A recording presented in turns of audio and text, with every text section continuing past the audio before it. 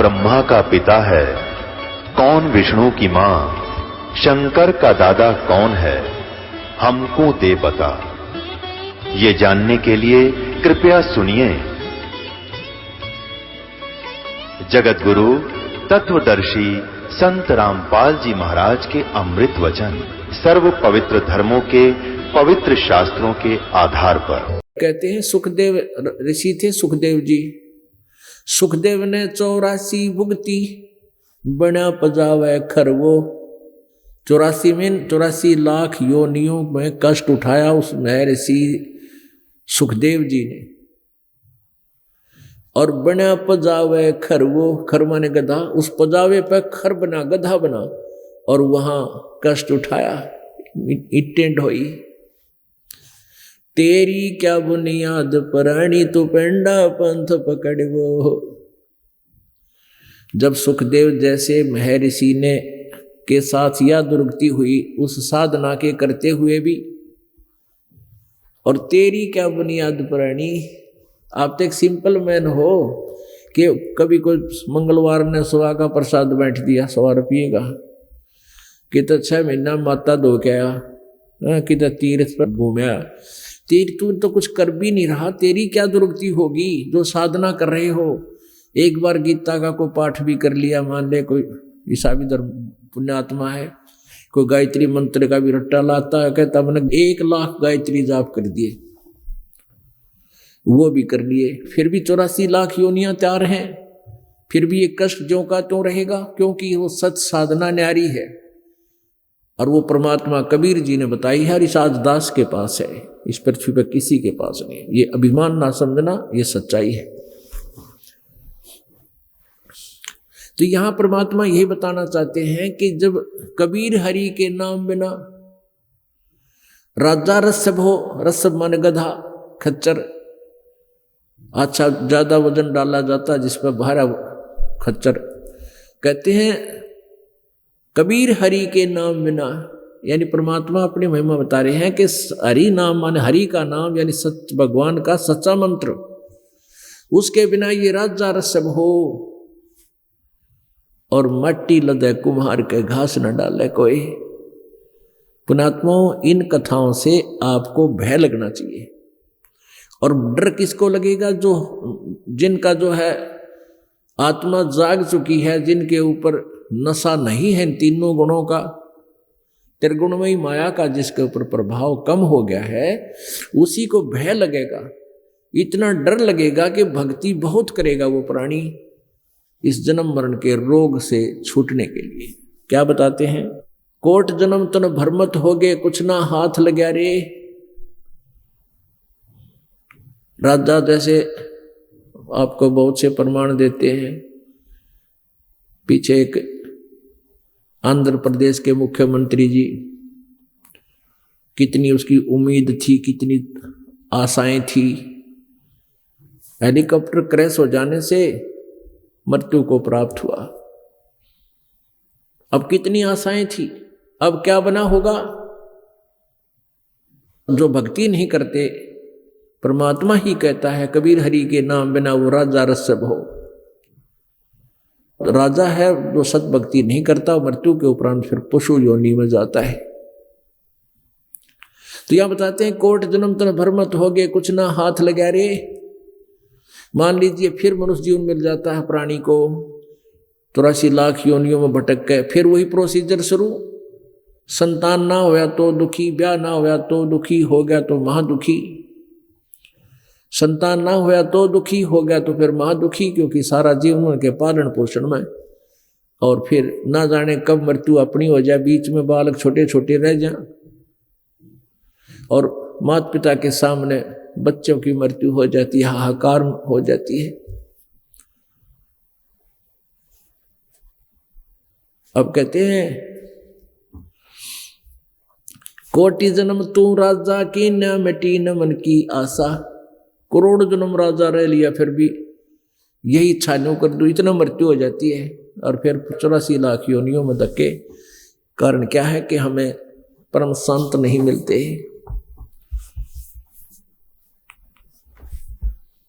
कोटि जन्म तू राजा की, न मिटी न मन की आशा।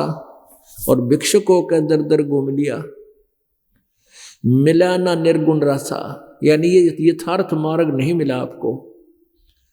रसा मीन ये यथार्थ ज्ञान में जो उलझेड़ा हो रहा है, इसके अंदर जो इन लोगों ने झंझट बना रखा है, ये यथार्थ ज्ञान तुझे मिला नहीं। पुण्यात्मा, ऐसे ऐसे भी साधक आप रहे हो, क्योंकि आपके हृदय में आज भी परमात्मा की चाह है। तो आपने पिछले जन्म जन्मांतर में बहुत भक्ति कर रखी है, और उन्हीं पुण्यात्माओं को जो आज प्रेरित हैं परमात्मा के पाने के लिए, उनकी प्रेरणा प्रबल है, तो वही परमात्मा पाएंगे, क्योंकि वो भटक रहे हैं, यहाँ नहीं तो वहाँ, वहाँ नहीं तो वहाँ। जहाँ भी उनको कोई संत की महिमा चर्चा सुनती है, भागे दौड़े जाते हैं। और आप बहुत पुण्यात्मा हो जो इसे कलयुग घोर में साइंस के ऊपर ये मानव परमात्मा से दूर होता जा रहा है। ऐसे समय में आपके हृदय में परमात्मा की चाह है, तो आपके विषय में परमेश्वर ने कहा है कि साधों से ती मस्करी और चोरा नाल खुशहाल, ये मल अखाड़ा जीतेंगे युगन युगन के माल। माल माने पहलवान, रेसलर। अब रेसलर ही अखाड़े को जीतेगा, यानी वही पहलवान के साथ घुलेगा, कुश्ती करेगा, और वही हार जीत उन्हीं की होगी। तो कहते हैं आप इस परमात्मा के अखाड़े के पहलवान हो, और आप ही इस पाड़े को, इस अखाड़े को जीतोगे। और जो भक्ति के निकट भी नहीं है, सारा दिन ताश खेल, गप्पे मारे, फिल्म देखे, सिनेमा देखे, 2 नंबर के काम में दिन रात बर्बाद हो जाते हैं, तो वो परमात्मा कैसे पाएंगे? आप ही का नंबर आएगा। तो क्या बताते हैं, आप जी ने पहले ऐसी ऐसी भी साधनाएं की हैं। कैसे? घर त्याग दिया परमात्मा की चाह में, इतने प्रेरित हो जाते हैं इस ज्ञान से पुण्यात्माएं, और फिर वो घर त्याग कर चले जाते हैं, क्योंकि पिछले जन्म जन्मांतर से ऐसे ही हम धक्के खा रहे थे, भटक रहे थे। वही प्रेरणा आज भी हमारे मन में आती है। जंगल में चले गए, जैसा कोई गुरु मिला उससे साधना, उसे उपदेश लिया, और कहाँ कैसे साधना की आपने? गांव में गए, नगर में एक बार भिक्षा मांग लाए, जैसी भी सूखी रोटी आली जैसी भी मिली, गिल्ली सूखी, उनको ले आए, दोपहर ने खाए और रख दिए। वृक्ष के टांग देते थे ये साधु जन, उन कपड़े में बांध कर, सूख जाती थी गर्मियों, बिल्कुल सूख जाती थी। तो श्याम ने उन्हीं को भिगो के खा लिया, और सुबह भी उन्हीं को भिगो कर खा लिया, बची हुई सूखियों को। और दूसरे दिन तीसरे दिन भिक्षा ले आए, और ताकि समय व्यर्थ ना जाए, इतनी कठिन साधना तपस्याएं तूने की, उसके प्रतिफल में क्या बने? इंद्र कुबेर ईश की पदवी, ब्रह्मा वरुण आया, विष्णुनाथ के पुर को जाके तो फिर भी उल्टा आया। ऐसी साधना करके भी आप जी क्या बने? इंद्र बन गए। इंद्र कौन है? स्वर्ग का राजा, देवताओं का राजा, जिसको देवराज बोलते हैं। और स्वर्ग यहां से 1000 गुना ज्यादा सुखी, ज्यादा ये सुविधाएं, क्योंकि ये जीव इन सुविधाओं को सुख मानता है। तो स्वर्ग के अंदर कितना सुख है, और वहां का जो राजा होगा उसको कितना सुख। इंद्र बन गए। अब इंद्र का कितना शासन काल होता है? एक इंद्र की पदवी प्राप्त प्राणी 72 चौकड़ी युग, 72 चतुर्युग तक स्वर्ग का राजा रहता है। जैसे यहाँ एक योजना, एक मुख्यमंत्री जो है 5 वर्ष तक रह सकता है, प्रधानमंत्री जी भी 5 वर्ष ही रह सकते हैं। वो अलग है, अगली योजना में भी आ जाए वो दूसरी बात है, बाकी उदाहरण के लिए। तो ऐसे 72 चौकड़ी चतुर्युग, एक चतुर्युग में कितने वर्ष होते हैं मनुष्य के? सतयुग, त्रेता, द्वापर, कलयुग, इन चारों युगों चतुर्युगी कहलाती है, चारों युग मिलकर। और इसमें कुल वर्ष कितने होते हैं? 43,20,000 वर्ष। एक चतुर्युग में 43,20,000 वर्ष हमारे। और ऐसे ऐसे 72 चतुर्युगी तक इंद्र का शासन काल रहता, स्वर्ग का राजा बना रहता है। पुण्यात्मा, इंद्र के साथ क्या बनेगी? एक समय मार्कंडे गोसाई, मार्कंडे ऋषि जी बंगाल की खाड़ी में तपस्या कर रहे थे। पुण्यात्मा, जिसने जैसा ज्ञान है वो उसी को श्रेष्ठ मानता है। आप जी जिस भी पंथ में जाइए, उन पंथ से संबंधित अनुयायियों श्रद्धालुओं से बात कीजिए, वो कहेंगे हमारा जो मार्ग है वो सर्वश्रेष्ठ है। और ये सभी ऐसे ही मानकर वो संतुष्ट हैं। तो ऐसे ही मार्कंडे ऋषि जी ब्रह्म साधना करते थे, ब्रह्मलोक की। जैसे श्रीमद् देवी भागवत अर्थात दुर्गा पुराण में दुर्गा ने हिमालय से कहा कि हिमालय को बताया है, राजा हिमालय को, कि आप जी और मेरी भी पूजाएं छोड़ दो, सब पूजाएं त्याग दो, त्याग देनी चाहिए जिसने मोक्ष चाहिए, और वो ब्रह्म की पूजा करे। ओम उसका नाम है, ओम नाम उसका मंत्र है, ब्रह्म की साधना करे, वही सब कुछ है और वो ब्रह्मलोक में रहता है। अब मार्कंडे जी को यही ज्ञान था कि उस ब्रह्म की साधना कर रहा था, ब्रह्मलोक की उसने चाह थी, उसकी समाधि अर्थात उसकी जो दिव्य दृष्टि थी भक्ति की, वो ब्रह्मलोक में पहुंच जाती थी। जैसे आप साधना करते हो, जैसे आप जी ने सुना है मेडिटेशन, और ये भी सुना है कि कई कई वर्षों तक बैठे रहते थे ये समाधि लगाने वाले। वो समाधि के सांग है, ये बताऊं आपको, पहले ये डिफाइन करते हैं। समाधि क्या है? जैसे परमात्मा की चाह में आत्मा भटक रही है, कोई बाहर भटक रहा है, कोई तीर्थ पर जाता है, कोई गंगा पर जाता है, कोई जमुना पर जाता है, कोई मंदिर मस्जिद गुरुद्वारों और चर्चों में जाते हैं, क्योंकि आत्मा रुक नहीं सकती परमात्मा की चाह में, या लगी हुई है, लगी ही रहेगी जब तक वहां नहीं पहुंच जाती। तो ये जिसको भी जैसा मार्ग किसी ने बता दिया उसी तरह वो चल रहा है। कोई तो बाहर भटक रहा है, कोई शरीर में भटक रहा है। यह शरीर भी एक पूरे ब्रह्मांड का एक इसके अंदर मानचित्र है। आत्मा अंदर से जो मेडिटेशन करने वाले वो वही पुण्यात्मा करते हैं जो पहले जन्मों में भी उनकी यही प्रेरणा और प्रैक्टिस रही है। तो वो अंदर अपनी समाधिस्थ हो जाते हैं, वो किसी कमल में प्रवेश कर जाते हैं।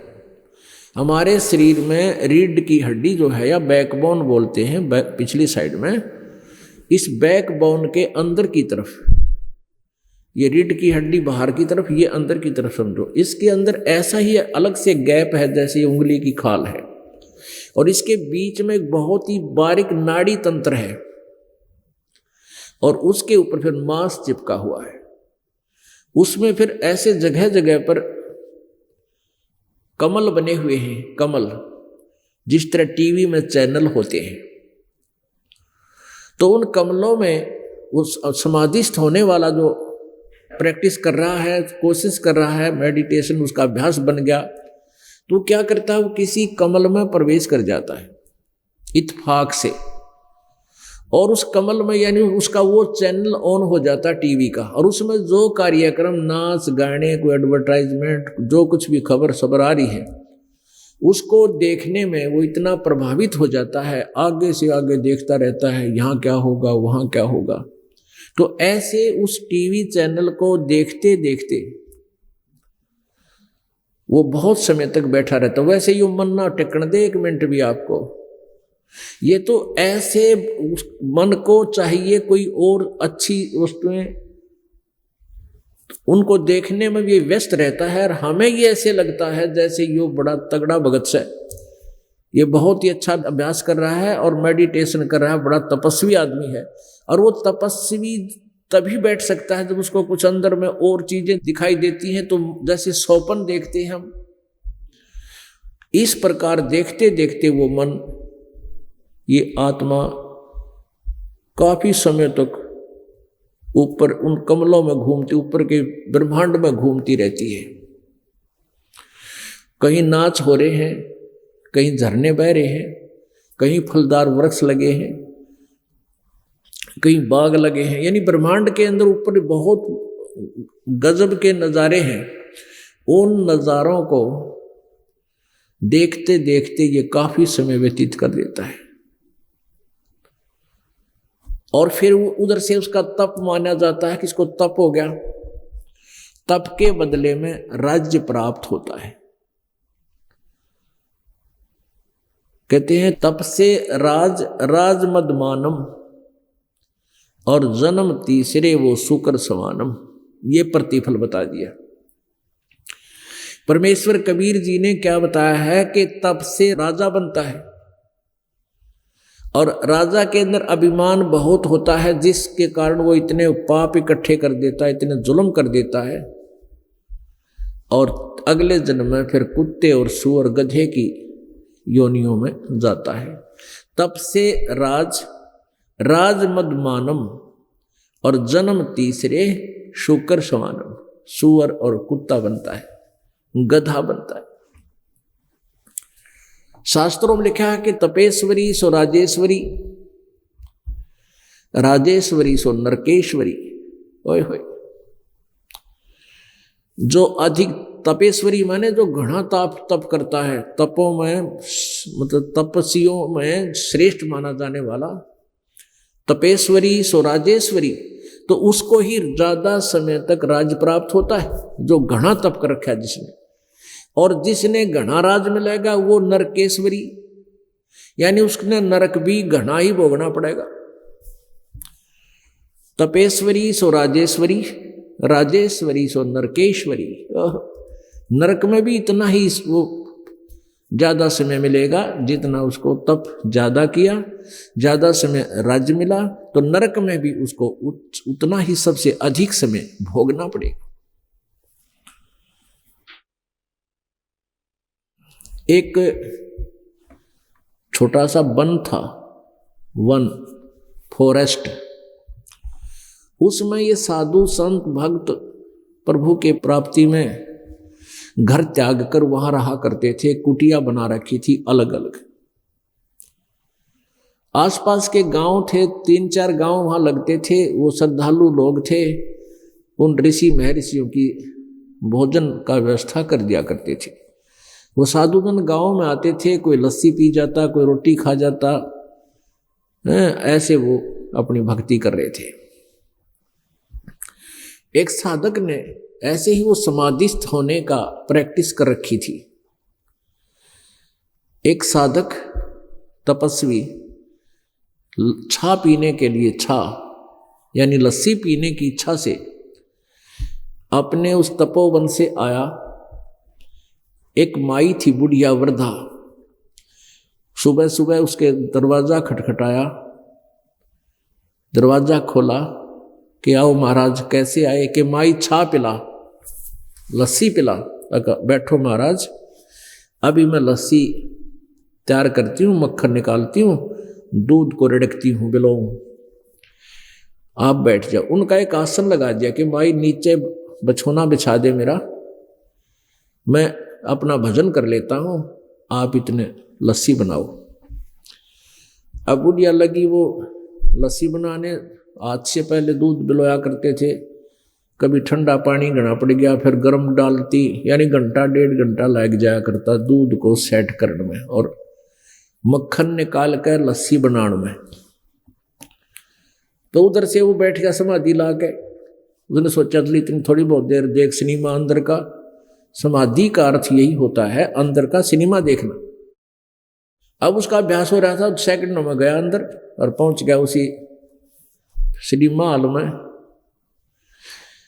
अब बुढ़िया ने दूध रिड़क लिया, लस्सी तैयार कर ली, नमक नमक डाल कर जैसे भी, और लेगी। अगले महाराज जी छा पी लो, छा।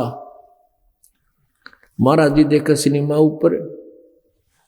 यानी जैसे ये मेडिटेशन क्या होता है, जैसे आप कई बार बस स्टैंड पर खड़े होते हो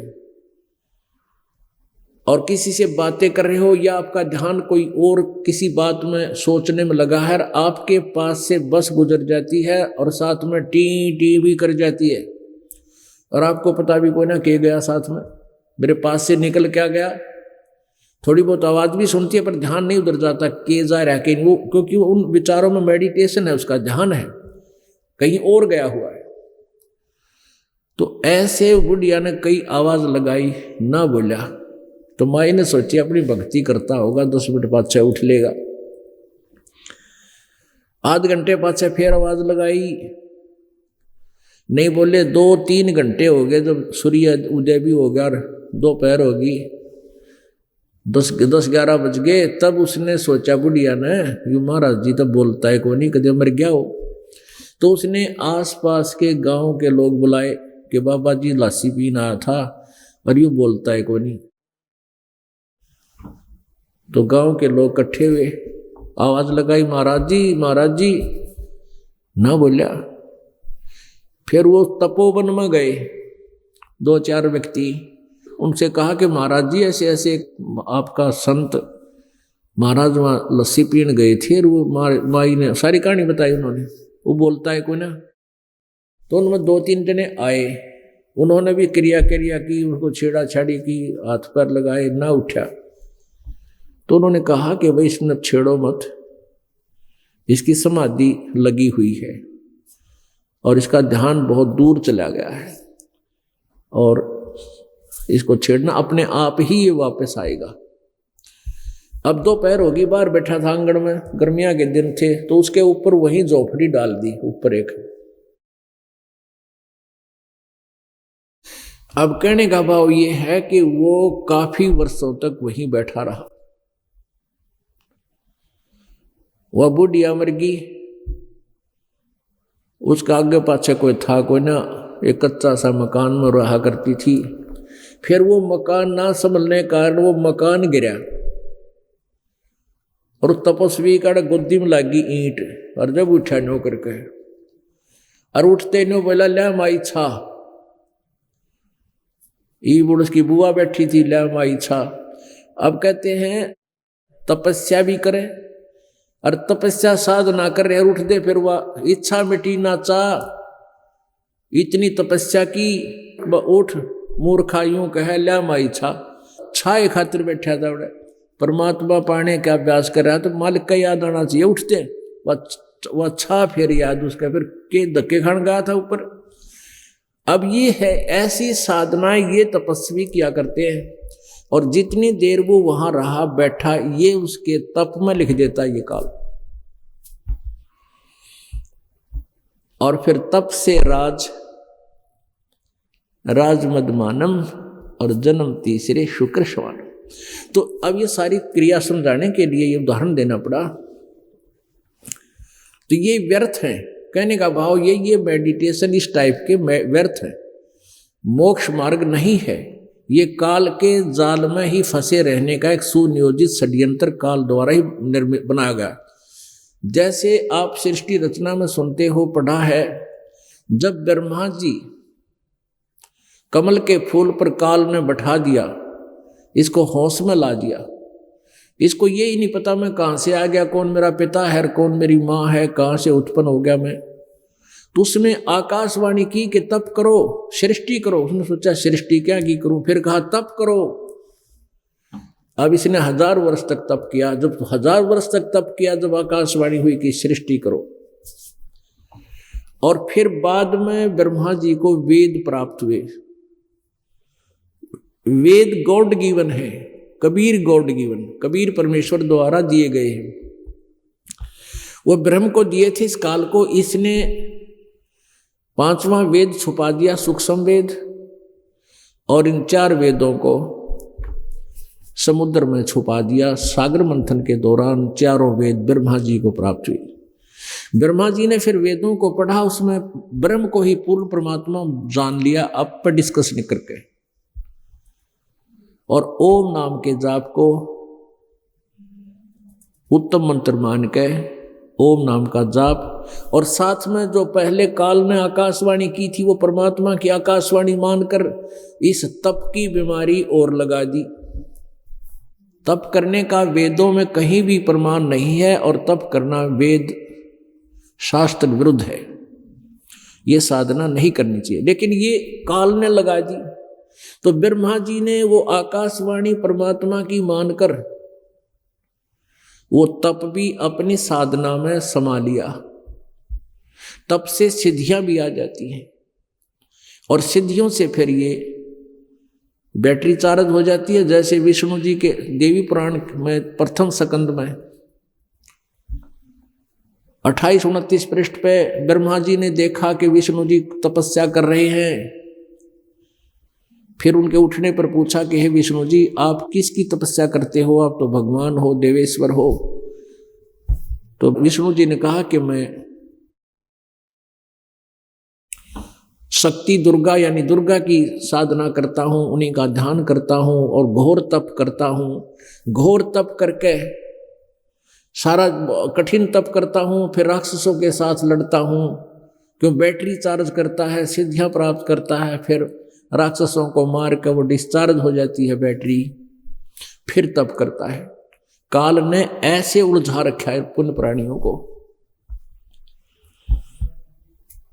तो ऐसे इस मेडिटेशन से ये नहीं करनी चाहिए हमने, जो ये साधक किया करते हैं। तो उस तप से क्या होता है? तप से राज्य प्राप्त होता है, और राज्य पाकर फिर 84 लाख योनियों में, नरक में, पशु योनि को प्राप्त होता है। ऐसे एक मार्कंडेय ऋषि जी तपस्या कर रहे थे, और तपस्या के 2 तरीके होते हैं। एक तो जिसका अभ्यास ज्यादा हो जाता है, आंखें खुली भी रहती हैं और उसका ध्यान मेडिटेशन अपने समाधि के दौरान, क्योंकि आंखें, बाहर की आंखें जब अंदर चली जाती है आत्मा, बाहर की आंखों को प्रयोग नहीं करती, वो अंदर ही अपने जो आत्मा की आंखें उन्हीं से देखती है।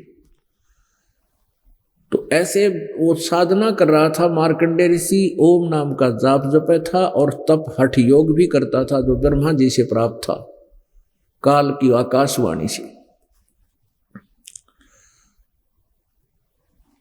उधर जो इंद्र होता है स्वर्ग का राजा, उसको 2 बातें नहीं अच्छी लगती। एक तो कोई तप करके उसकी गद्दी को प्राप्त करने योग्य कोई तपस्या ना कर ले, या कोई धर्म यज्ञ करके उसकी गद्दी प्राप्त करने की तपस्या साधना ना कर ले।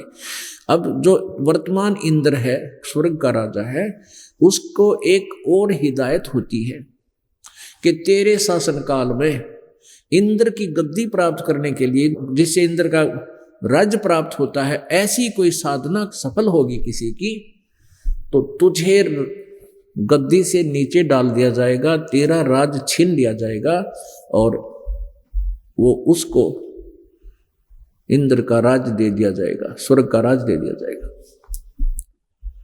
तो वर्तमान इंद्र को ये चिंता और बनी रहती है, उसके लिए वो हिलकारे छोड़े रहता है, यानी अपने देवताओं की ड्यूटी ला रखी है, वहां के जो नौकर हैं उसके देवता उनकी, और वो घूमते रहते हैं। वो फिर बताते हैं जाकर के कि वहां उस समय उस स्थान पर कोई तपस्या कर रहा है। तो इंद्र को पता चला मार्कंडेय नाम का एक ऋषि और तपस्या कर रहा है बंगाल की खाड़ी में, तो उसका तप भंग करवाना भी इंद्र का प्रथम कर्तव्य, उसकी मजबूरी है। जैसे विश्वामित्र जी तपस्या कर रहे थे, इंद्र ने उर्वशी भेज दी, और वो मेनका नाम की एक उर्वशी स्वर्ग से भेजी, वहां वो रहने लगी, दूर इधर उधर घूमने लगी, विश्वामित्र जी से उनकी उनका लिंक हो गया। वहां एक पुत्री को जन्म देकर 6 महीने की जब होली वह लड़की छोड़कर चली गई। अब विश्वामित्र का वो तपस्या भंग करवानी थी, उसने इंद्र ने वह करवा दी। फिर उस लड़की को, जो लड़की उत्पन्न हुई थी, उसको कण्व ऋषि को देकर विश्वामित्र फिर लड़ने लग गया। साधना वही है, लेकिन जब तक सत साधना ना मिलती यू काल ने दुखी रखेगा। अब मार्कंडेय ऋषि साधन तपस्या कर रहे थे। इंद्र को पता चला कि वो तेरी गद्दी प्राप्त ना कर ले, इस भय से उसने एक उर्वशी भेज दी मार्कंडेय ऋषि को मोहित करने के लिए, उस तपस्या से हटाने के लिए, खंड करने के लिए। उर्वशी वहां गई और ऐसी सिद्धि लेगी वो, आसपास उस ऋषि के 3-4 किलोमीटर के आसपास बसंत ऋतु जैसा वातावरण कर दिया। सब वृक्ष आसपास, पेड़ पौधे जो थे फलदार थे, वो फलों से लदपद फूलदार थे, वह फूलों की सुगंधित से भर दिए। और बहुत सुंदर एक ऐसी सुरीली आवाज से गान गाने लगी। अपने आप ऑटोमेटिक बाजे बज रहे हैं, बहुत सुंदर मन को मोहने वाले। तो मार्कंडेय ऋषि के सामने वो उर्वशी डांस करने लगी। मार्कंडेय ऋषि की आंखें खुली थी और उस गाने गुने को देख करके उसकी समाधि तो भंग होगी थी, लेकिन उसके असर नहीं हो रहा था। अंत में वो उर्वशी बिल्कुल निवस्त्र हो जाती है, नेक्ड हो जाती है। तब मार्कंडेय ऋषि ने कहा कि हे बेटी, हे माई, तू यहाँ मेरे पास किस लिए आई? वस्त्र पहनते हुए उर्वशी ने कहा कि हे मार्कंडेय गोसाई, ना जाने तुम्हारी ये समाधि कहाँ रहती है। इस बनखंड के, इस वन में जो इस आसपास के जो वन है, इस टुकड़े में जितने भी ऋषि तपस्वी थे, मेरे रूप को देखते उनके डामाडोल मन हो गए, उनके तप भंग हो गए, और तुम ना जाने तुम्हारी समाधि कहाँ गई हुई थी। मार्कंडेय ऋषि ने कहा कि तेरे से कोई अगली हो उसको भेज। और जहां मेरी समाधि थी, जहां मैं ध्यान लगाए बैठा था, वहां उस ब्रह्मलोक में तेरे जैसी औरतें, वहां डांस करने वाली औरतों की बांदी हैं, नौकरानी हैं। तुझे क्या देखूं मैं? तेरे से कोई सुंदर उसको भेज, वह ट्राई करके देख ले मेरे को डगमग करने के लिए। तो उर्वशी ने कहा कि इंद्र की पटरानी मैं ही हूं।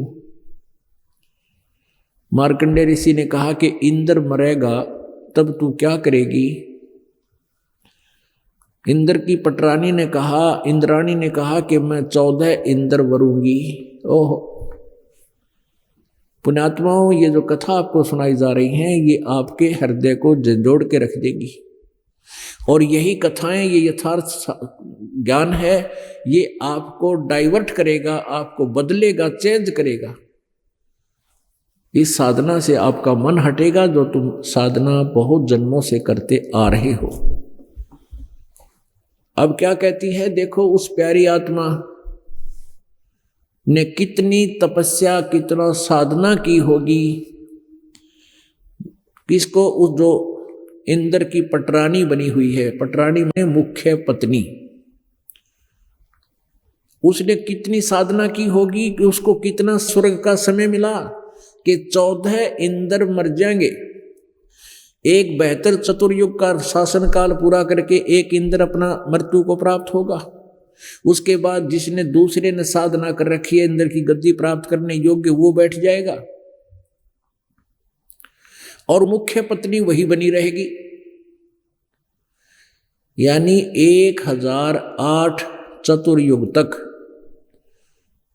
जब तक ब्रह्मा का एक दिन रहेगा, तब तक 14 इंद्र अपना शासन काल पूरा करेंगे और वो पटरानी बनी रहेगी उन सभी की।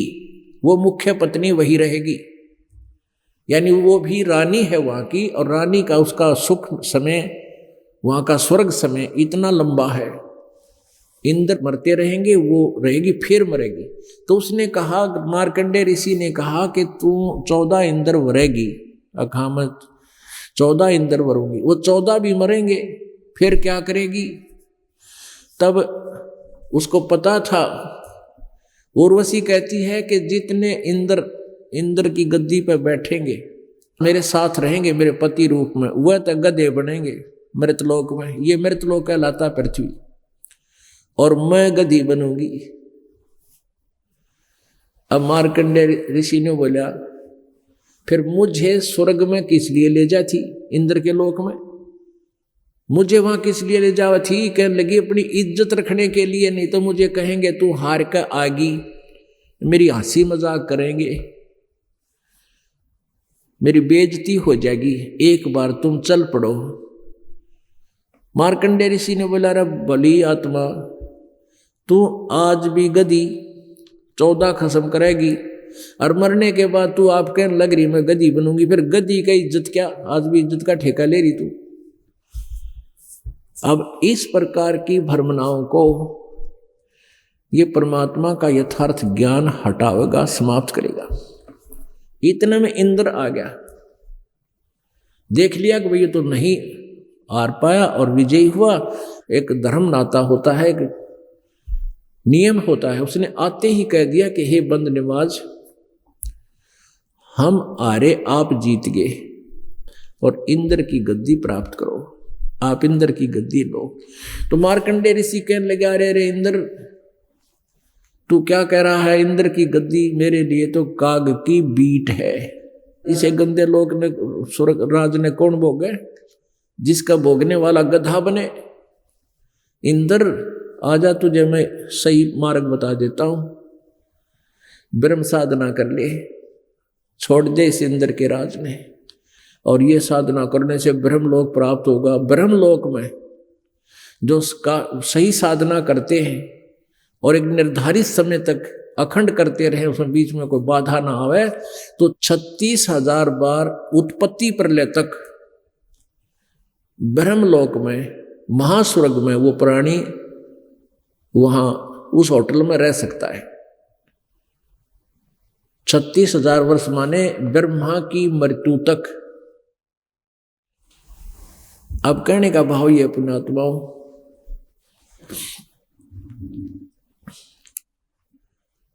अब एती उम्र बुलंद मरेगा अंतरे, यानी ब्रह्मलोक में गए हुए प्राणी फिर भी जन्म मृत्यु में आते हैं। गीता जी अध्याय नंबर 8 के श्लोक नंबर 16 में कहा है कि ब्रह्मलोक पर्यंत ये सभी लोक पुनरावर्ती में हैं। ब्रह्मलोक में गए हुए प्राणी भी अपने पुण्यों के अक्षीण होने के बाद फिर 84 लाख योनिया में वापस मृतलोक पर आते हैं, नरक में भी जाते हैं। पुण्यात्माओं, अब ये तत्व ज्ञान हमें समझाएगा, हमारी आत्मा की आंखों को खोलेगा कि मार्कंडेय ऋषि को ब्रह्मलोक ही फाइनल स्थान था उसके दृष्टि में, उसके ज्ञान के आधार पे, और ब्रह्म से ऊपर कोई भगवान नहीं था, उसने सोच रखा था। लेकिन फिर भी घुमा फिरा कर ये क्या करते हैं? साधना से कुछ भी कर रहे हैं, ओम नाम का जाप भी कर रहे हैं और हठ योग भी कर रहे हैं, लेकिन ये विष्णु जी को अपना इष्ट मानते। अपने आत्मा इनको ज्ञान ही नहीं था। ठीक है, जैसे कोई भी धारणा कुछ भी कर रखी है, जैसे आप जी ने कुछ धारणा कर रखी है, ट्रीटमेंट कुछ कर रहे हो, कोई गोलियां खा रहे हो, वो गोलियां तो अपना, वो टेबलेट्स तो अपना काम कर ही रही है। तो ऐसे ही वो साधना कुछ भी करते थे, लेकिन विष्णु जी को इष्ट मानते थे। अब इनको ज्ञान भी इनकम्प्लीट था, और साधना वो भले ही ओम नाम की करता था और कहता था चल ब्रह्मलोक में, क्यों तू इस इंद्र के राज के चिपटा हुआ, छोड़ दे इसको। अपने आत्माओं, इंद्र क्या कहता है? इंद्र कहता है महाराज जी, ईब तब न मौज करने दो, फिर देखूंगा, फिर कभी देखूंगा, मन राज्य करने दो। अपने आत्माओं, फिर के देखेगा इंद्र? जब गधा बन जाएगा फिर तो कुमार देखेगा।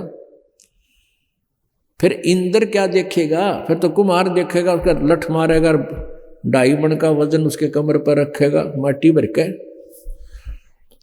अब इसी प्रकार आप किसी जिसके पास ना बढ़िया नौकरी हो, सरकारी नौकरी हो, या वैसे कोई बिजनेस व्यवसाय अच्छा हो, या घर में वैसे कोई किसान है वो अपना अच्छा उसका जुगाड़ है, तो वो क्या करते हैं, थोड़ी सी सुविधा मिल जाती है, शाम ने गुट्टी लावे, जन्म होके पाड़े, ताश खेले, सिनेमा देखे, और उसको कोई भक्त जाकर के मित्र को, रिश्तेदार को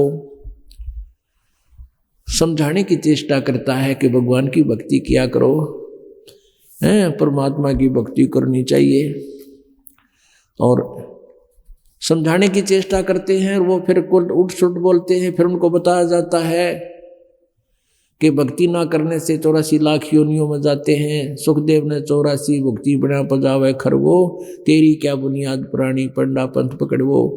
यानी उनको समझाया जाता है कि भक्ति ना करेगा तो गधा बनेगा, कुत्ता बनेगा। तो वो क्या कहता है, वो भक्तिहीन प्राणी, ज्ञानहीन प्राणी।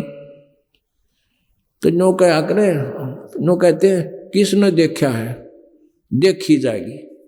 अब गधा अपने पास के देखी जाएगी, तो कुम्हार देखेगा। फिर अब देखना तो अब है, बुराई छोड़ और परमात्मा की भक्ति कर। फिर क्या देखेगा। अब जैसे कई ये भी कहते हैं किसने देखा है, हमने ऐसे बहुत से व्यक्ति मिले, वे किसने देखा है, आगे क्या बनेगा। अरे जिन्होंने देखा उन्होंने आवाज लगाई, इतने बड़े बड़े ग्रंथ बनाए, वो कोई मूर्ख थोड़े ही थे। एक अंधा जा रहा था, आगे से आंखों वाला आया और उसने कहा कि सूरदास कहाँ जा रहे हो, जिधर तुम जा रहे हो ये रास्ता ठीक नहीं है। आगे जंगल है, उसमें भयंकर जानवर हैं, हिंसक जानवर तुझे खा जाएंगे, और नहीं वहां वन में घुस गया तो तुझे रास्ता नहीं मिलेगा, तू वापस हो ले। अब वो अंधा ये कहे कि किसने देखा है, और देखी जाएगी होने दे जो होगा। अरे भले आदमी, यूं आंखों वाला तुझे बताने लग रहा है, इसने देखा है तभी तो बता रहा है। आप जैसा अंधा नहीं है, ये नेत्रहीन नहीं है, क्योंकि वो आपको मार्गदर्शन करना चाहता है। तो इसी प्रकार हम जो भक्ति से ज्ञान से परिचित नहीं है, आध्यात्मिक ज्ञान से, वो अज्ञानी है, ज्ञान नेत्रहीन है। और उनको आंखों वाला यानी कोई भक्त जाकर बताता है कि ये साधना करनी चाहिए, ऐसा ना करने से तेरे साथ ये होगा। और वो न्यूका देखी जाएगी, किसने देखा है, तो मरकुए में पड़ के अब देखी है, वो बता रहे हैं कि ऐसा होता है। जैसे परमेश्वर आए खुद बता के गए, फिर उनसे परिचित संतों ने यही बताया, और उन महापुरुषों ने जो अपना अनुभव लिखा है वो दास आपको बता रहा, और दास से सुनकर ये पुण्यात्मा अपने भाई बहनों, रिश्तेदारों, माता पिता, पुत्र पुत्रियों को ये फिर वही बात बता रहे हैं कि परमात्मा का ये आदेश है, ये वचन है, जो भक्ति नहीं करता उसके साथ ऐसे बनेगी। अब एक समय मार्कंडेय ऋषि, एक ये चींटियों की जो कतार होती है ना, कीड़नाल बोल रहे हैं उसने, कीड़नाल, ये चींटियां इधर उधर भागती हैं, कीड़ी, और लाखों की संख्या में इधर भाग रही है, लाखों की संख्या में इधर ऐसे भाग रही। तो परमात्मा कहते हैं, बेटा जाया खुशी हुई, खूब बजाए थाल, ये तो आना जाना लगा हुआ है, जो कीड़ी का नाड़। कीड़नाल बोले, कीड़ी का नाड़, कि ये तो ऐसे लग रहा, तुम आज पुत्र की उत्पत्ति हुई, और आज ना चलो 50 60 साल 70 साल में मरे, तो मृत्यु तो सबकी ही होनी है। तो परमात्मा कहते हैं ये तो आना जाना लगा हुआ है, जो कीड़ी का नाड़। 1 लाख प्रतिदिन ऊपर जा रहे हैं, और 1.25 लाख वापस आ रहे हैं जन्म लेने के लिए। 1 लाख ऊपर जा रहे हैं, तो वो एक ही रास्ता आने जाने का, तो वहां जाने वालों की नो भीड़ लग रही है, आने वालों की ऐसे। तो एक चींटी के नाल पे, कीड़ी के नाल पे, यानी वो कीड़ी जहां जा रही थी उस पर मार्कंडेय ऋषि बैठकर गौर से देख रही थी। और इंद्र आ गया पीछे तक। इंद्र ने पूछा कि हे महर्षि जी, आप इन चींटियों को इतनी गौर से क्या देख रहे हो?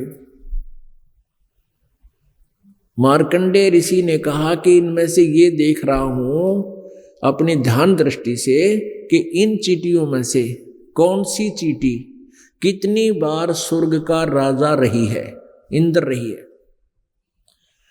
अब इंद्र के पैरों तले की जमीन खिसकी। कहने लगा, भगवान हे महर्षि जी, क्या चींटी भी कभी इंद्र रही है? कहा, क्या देखा आपने कि इनमें से एक चींटी ऐसी है जो केवल एक बार ही इंद्र की पदवी पर रही है और बाकी तो कई कई बार रही है। अपने आत्माओं विचार कर लो। कोटि जन्म तन भर मत होगे, कुछ ना हाथ लग्या रे। कुकर सुकर खरबया भोरे, कौआ हंस बुगारे। अब आज तो स्वर्ग का राजा, और फिर गधा, गधे के बाद फिर और यूनिया, उसके बाद फिर चींटी, यानी असंख्यों जन्म हो गए हमने यहां धक्के खाता नहीं। सत साधना मिली नहीं, मिला ना निर्गुण रासा। ये यथार्थ ज्ञान हमें नहीं मिला, जो उलझेड़ा और संघर्ष इसी बात का चल रहा है। परमात्मा आते हैं यथार्थ ज्ञान देने के लिए, लेकिन ये अज्ञानी नाड़ी काल से प्रेरित, ये नकली संत ऋषि महर्षि गुरु परमात्मा से दूर कर देते हैं। अब क्या बताते हैं? कोटि जन्म तू भर मत होगे, कुछ ना हाथ लग्या रे। कुकर सुकर खरबया बोरे, कौआ हंस बुगारे। कोटि जन्म तू राजा की न्या, मिटी न मन की आशा। भिक्षक हो कै दर दर घूम लिया, मिला न निर्गुण रासा। इंद्र कुबेर ईश की पदवी, ब्रह्मा वर्ण धर्म राया। विष्णुनाथ के पुर को जाकर तो फिर भी वापस आया। क्योंकि विष्णु जी के को हम पहले फाइनल गॉड माना करते हैं। जैसे कोई विष्णु जी का पुजारी है तो विष्णु जी को कंप्लीट गॉड, शंकर जी का पुजारी है, शंकर जी को संपूर्ण पूर्ण परमात्मा, मृत्युंजय कालंजय माना करते थे। अब इनकी जीवनी को पढ़ने से पता चला, इनकी लीलाओं को पढ़ने से पता चला कि ये कंप्लीट गॉड नहीं है। जैसे इंद्र कुबेर ईश की पदवी, ये प्रभु पद विष्णु भगवान ब्रह्मा भगवान शिव भगवान, ये ईश पदवी है। इंद्र कुबेर ईश की पदवी, ब्रह्मा वरुण ध्रुव राया। और विष्णुनाथ के लोकपुर को जाकर तो फिर भी उल्टा आया। आपने ये ब्रह्मा कुमारी पंथ सुना होगा, ब्रह्मा कुमारी। अपने आत्माओं, ये दास जो कोई तुलनात्मक तरीके से किसी भी पंथ या संत के विषय में विवेचन देता है, दास का उद्देश्य उनकी कोई मान हानि करना नहीं है, उनके द्वारा लिखे गए ज्ञान के ऊपर ही टिप्पणी करता हूं। उनकी हिस्ट्री में क्या लिखा है कि ये ब्रह्मा कुमारी पंथ जहां से चला उसमें वो थे लेखराज जी, श्री लेखराज जी। और वो बंबई के अंदर शराफ थे। शराफ में ये सुनार का काम करा करते। लेखराज वर्मा आभूषणों का काम करते थे। और उनके घर पे एक संत आते थे, वो सत्संग करा करते। उनके माता पिता सत्संग कराया करते थे कभी कभी। तो एक दिन सत्संग चल रहा था और ये लगभग 50 साल की उम्र इनकी होगी थी, लेखराज जी की। ये बैठा सत्संग सुन रहा था और एकदम सत्संग सुनते सुनते इसकी आंखें अंगारा सी लाल होगी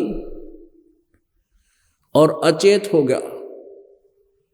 बहुत देर के बाद होश में आया और फिर क्या कहने लगा, अहम ब्रह्मासि, अहम ब्रह्मास्मि, मैं ब्रह्मा हूं, मैं ब्रह्मा बोल रहा हूं, मैं ब्रह्मा बोल रहा हूं।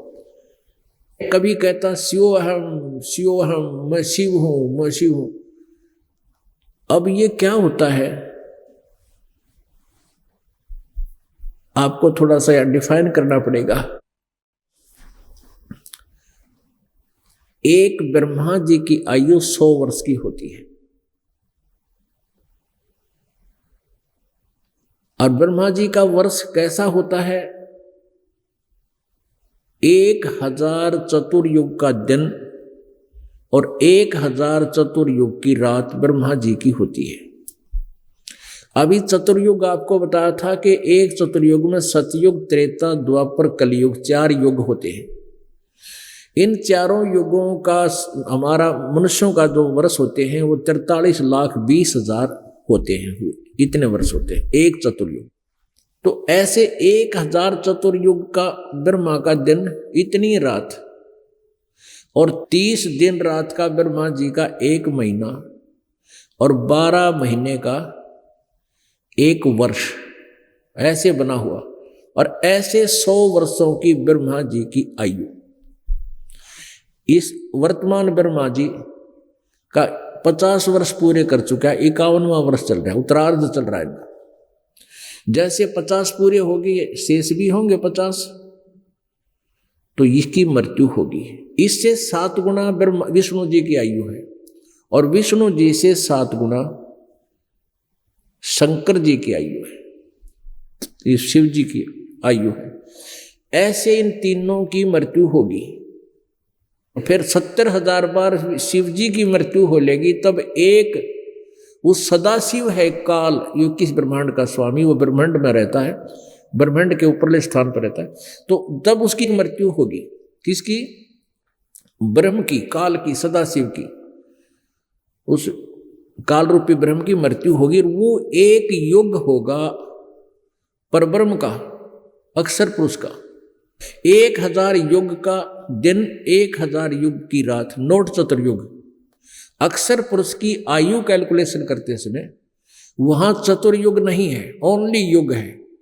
1000 युग का दिन, 1000 युग की रात, और ऐसे 30 दिन रात का 1 महीना अक्षर पुरुष का, परब्रह्म का, और 12 महीने का 1 वर्ष और 100 वर्ष की उस अक्षर पुरुष की आयु, उसकी भी मृत्यु होगी। परम अक्षर ब्रह्म, परम अक्षर पुरुष कबीर देव की, उसकी मृत्यु नहीं, ना उसकी आयु कैलकुलेशन। तो यहां क्या हुआ, जैसे कोई ब्रह्मा जी की पद पर जो रहा है उसकी मृत्यु होगी। मृत्यु होने के बाद उसके अंदर वही बात, जैसे कोई सरपंच ना रहा और वो फिर भी लोग उसने सरपंच कहते हैं, आओ सरपंच साहब ठीक से, कहाँ भाई, तो उसके मन में वह करड़सी फिर रह जाती है। वो कहीं पूछता है कौन है, सरपंच हो भाई, मैं सरपंच आ रहा, सरपंच है, कहाँ सरपंच हो, चाहे वो भूतपूर्व ही है।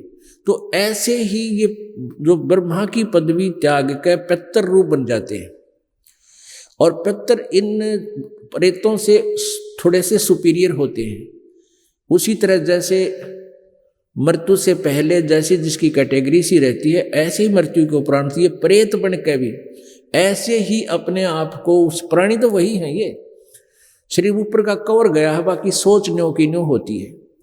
तो वो फिर भी अपने आप को सरपंच यानी ब्रह्मा कहते हैं। वो ब्रह्मा से पदवी छोड़ के आया है, तो अब वो प्रेत बना है, वो प्रवेश कर गया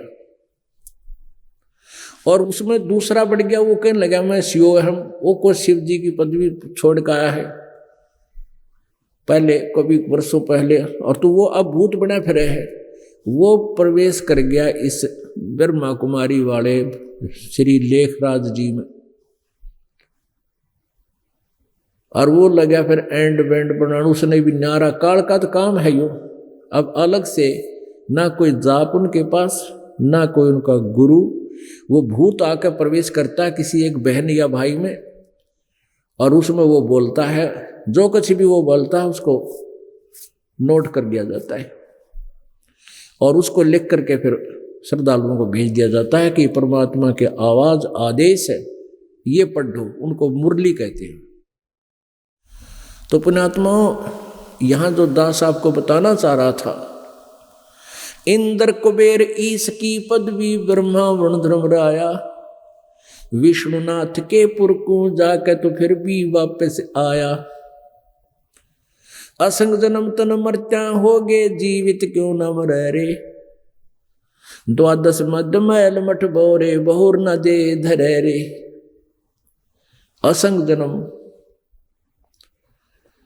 मरते हो गए, जीवित क्यों ना मरे रे। जीवित मरना ये है पुण्यात्माओं। एक तो मरे हुए व्यक्ति की कोई इच्छा नहीं रहती, उस शरीर की, मुर्दे की। तो इस प्रकार हमारी क्रिया बन जाए, हमने बीड़ी शराब मांस तम्बाकू लोभ लालच मोह की चाह खत्म हो। एक तो मृत्यु, ऐसे जीवित मरना। दूसरी जीवित मरना ये है, जैसे आप जी हम सभी कोई भी देख लो, जैसे आज एक पुस्तक समाचार पत्र में है, नेपाल के अंदर एक विमान दुर्घटनाग्रस्त हो गया, 22 व्यक्ति मर गए, 22। रोजाना पढ़ते हैं कि 10 मर गए, कि 20 मर गए, को 7 मर गए, कि 8 मर गए। अब जो विमान में जा रहा है उसको कितनी आशाएं हैं, कितनी इच्छाएं हैं, कहाँ जाऊंगा, फिर यूँ करूंगा, ऐसे करूंगा, अच्छा पैसे वाला भी है जो विमान में यात्रा कर रहा है, और फिर कहाँ गया, कहीं नहीं गया, वो मर गया, खत्म हो गया। वो सारी इच्छाएं और वो घर, वो परिवार, वो सदस्य उसके नो के नो उसके वो रह गए। वो दोबारा आकर के उस घर में प्रवेश करके कुछ नहीं कर सकता। अब जैसे आप जी भगवान के लिए चलते हो तो ये समझ लो कि मेरी भी ऐसे, मान लीजिए आज मृत्यु हो जा, तो फिर इस परिवार को कौन संभालेगा, इस कार्य को कौन संभालेगा। पुण्यात्माओं, ये मन में हमारा बैठती को नहीं बात जो परमात्मा हमें बताना चाहते हैं। काल के जाल से निकलने के ये फार्मूले हैं, और इन फार्मूलों ने अप्लाई करोगे तो आप काल के जाल से ऊपर उठोगे, ना तो उठे ना जा। ठीक है, जैसा करोगे, जैसी साधना करोगे, वैसा तो फल आपको मिलेगा ही मिलेगा।